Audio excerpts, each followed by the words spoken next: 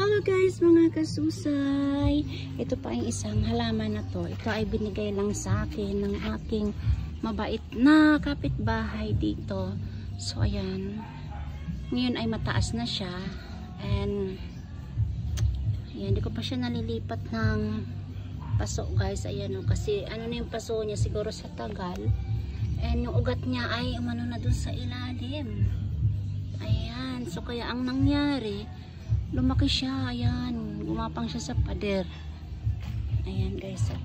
So nagdadalawang isip ako kung tatanggalin ko siya dito. At i-replant. Ayan. So ang ganda ng dahon niya, promise. Tapos saan ba ito nakukuha guys? Diba sa ilog lang? Ayan o. Ayan lang siya o. Oh. Ang dami ditong naglalako guys. Kaya pag nagbablog ako, sila yung maririnig nyo. Lason sa daga. O, diba? Ganda ng background ko guys na. Okay. Garter, channel, nail cutter, sinulit, Bili na kayo. Bili na. Supply, sipit, pandikit. Pandikit sa kaldero, pandikit sa daga, lason sa daga. Pandikit sa tao. Insenso, laruan. Okay.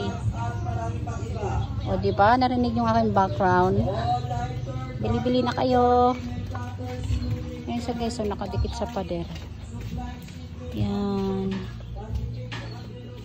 O, laki na niya, diba?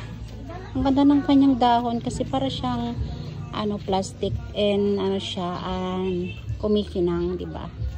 Plastic. Diba? Ganun mga background ko dito pag nagbo-vlog ako. Bili-bili na kayo, pang dikit sa oh guys, thank you guys. Thank you for watching. Bye. Mga istorbo.